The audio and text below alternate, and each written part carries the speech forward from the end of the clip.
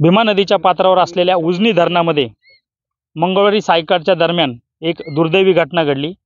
वादळी वाऱ्यामुळे एक भोगावरून येणारी काळाशी या ठिकाणी येणारी जी बोट होती ती उलटली आणि त्या बोटीमधले 7 प्रवासी, त्यातला एक प्रवासी वाचला तर 6 प्रवासी हे पाण्यामध्येच अडकले होते आणि त्यांचा दुर्दैवी अंत या उजनी जलाशयामध्ये झाला आहे।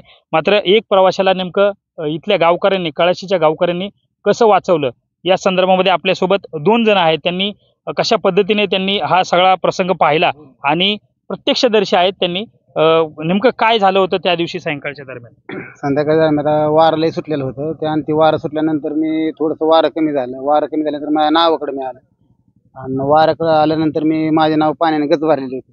पाण्याने गज भरल्यानंतर मी माझ्या नावाचं ड्रम घेतलं, 2 ड्रम पाणी काढलं। 2 ड्रम पाणी काढल्यानंतर मी वाड्याकडे बघितल्यानंतर मला ती खालीवर त्या पोलीस आल्याला मला खालीवर दिसलं, गाळात त्याचं मुंडकं होतं।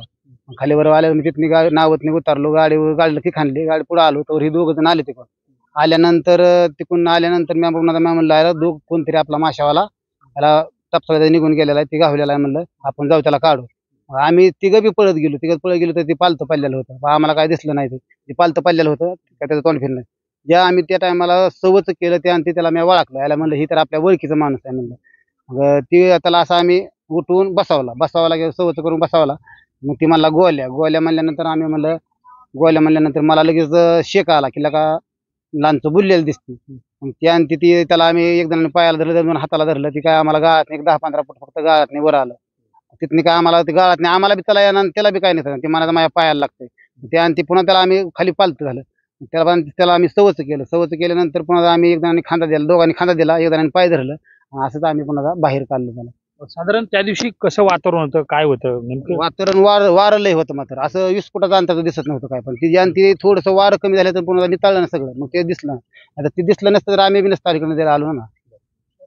ते आम्ही लगेच नाव पशी आलो ना, थोडंसं वातावरण कमी झालं की लगेच। किती वाजता झालं साधारण हे सगळ्या गोष्टी, किती वाजता झालं तुम्हाला कसं कळलं? साधारणतः 5:45 पावणे 6च्या दरम्यान झाले बघा। कसं कळलं? आम्हाला कसं कळालं म्हणजे वाऱ्यानिमित्त आम्ही प्रत्येक वेळेस वारं सुटलं की आमच्या होडीकडे येतो, कारण आम्हाला भीती असते आमची होडी उडून जायची, फुटायची ह्याची। ते आम्ही होडीकडे आलो त्यावेळेस हा होडी पशीच होता आणि आम्ही थोडं जवळ आलतो त्याच्या। मग तो म्हणला तिथं माणूस पडला एक, मग माणूस पडल्यानंतर आम्ही पुढे आलो। अहो 15-20 मिनिटं आम्ही त्याच्यापाशी नसताना पोहोचत, तो पण जात होता पूर्णपणे, तो पण राहत नव्हता। त्याचा हातपाय कशी अवस्था, तुम्ही पोहोचले त्यावेळेस कशी अवस्था? त्याची ती अवस्था होती तुम्हाला सांगतो, 4 बोट अशी पाण्यात होतं ते, मुंडक्याखाली साईड आणि पाया साईड बाहेर होती त्याची।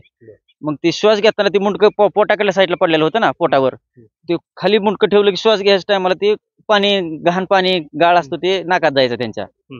मग परत तिथं आम्ही 3 जणांनी मिळून त्याला सवस केलं पूर्ण, पण आम्हाला ते उचलत नाही, उचललं नाही गाळात, आम्हाला चालायचं पंचायत झाली, एवढं गाळ होता मोठा। म्हणजे परत आम्ही 3 जणांनी त्याला सवस केलं आणि लय नाही 10 ते 15 फूट अंतरावर नेलं परत, आणि ती बी ओढतच नेलं कारण उचललं ना आम्हाला। परत तिथून थोडं अजून पुढे नेलं निबार जाग्यात, परत तिथून थोडा खांदा लावला, 2 जणांनी एक खांदा लावला, मी पाय धरलं, पटणात आणलं होतं त्यांना। पटणात आणल्यानंतर त्यांनी पाणी मागितलं, पाणी आणायला लावलं। पाणी प्यायल्यानंतर त्यांच्या 2-3 उलट्या झाल्यानंतर त्यांना लय चांगलं वाटायला लागलं, एवढं चांगलं वाटायला लागलं ना, लय भारी वाटायला लागलं। परत अजून 10 मिनिटांनी अजून त्यांनी नंतर पाणी पिलं, परत उलट्या झाल्यावर ते उठून उभा राहिले। त्यांनी तुम्हाला कधी सांगितलं की असा प्रसंग घडलाय, किती जण त्या बोटीमध्ये? नाही, उठून उभा राहिल्यानंतर सांगितलं त्यांनी, तोपर्यंत काय नाही सांगितलं? उठून उभा राहिल्यानंतर म्हणला 2 नवरा बायको आहेत, 2 बारकी मुलं आहेत, आणि माझा चुलत भाऊ एक भैया आणि गोल्या आहे म्हणला, एवढंच सांगितलं। तिथून पुढे मी आमच्या गावातल्या जणांना फोन केला, पण काय आमच्या गावातलं म्हणजे वातावरणामुळे सगळंच मोबाईल बंद होता। माझ्या बंधुराजला फोन लावला मी, त्याचा बी मोबाईल बंद लागला। पुन्हा अजून एकदा ट्राय केला तर लागला, तर मी म्हणलं ती म्हणला कुठे येतो, म्हणलं मी नदीला आहे, म्हणलं असं झालंय, म्हणलं तू पाण्यात आहे काय, म्हणलं नाही मी बाहेर आहे, माणूस काढलाय म्हणलं एक, असं लहानचं बुललेलं आहे, म्हणलं तू राजाभाऊला फोन कर, तू सांग म्हणलं की बाबा असं झालं। तिथून पुढे सगळ्याला माहित झालं, नाही तर माहित कुणालाही नव्हतं। अशी ही दुर्दैवी घटना घडली होती आणि हे प्रत्यक्षात होते। 15-20 मिनिटं साधारण ह्या घडल्यानंतर मोबाईल नव्हता लागत, कारण वादळी वारा होता, त्याच्यामुळे मोबाईलला प्रॉब्लेम येत असल्याचं या सगळ्या प्रत्यक्षदर्शींनी सांगितलेलं आहे। आणि यांनीच जो PSI बाहेर आला होत त्याला बाहेर काढण्याचं काम या दोघांनी केलेलं आपल्याला पाहायला मिळते, त्यांच्या सांगण्यावर सांगितलेलं। कॅमेरा पर्सन दीपक सोनसह सुमित सोनोने, न्यूज 18 लोकमत। इंदापूर. भीमा नदीच्या पात्रावर असलेल्या उजनी धरणामध्ये मंगळवारी सायंकाळच्या दरम्यान एक दुर्दैवी घटना घडली. वादळी वाऱ्यामुळं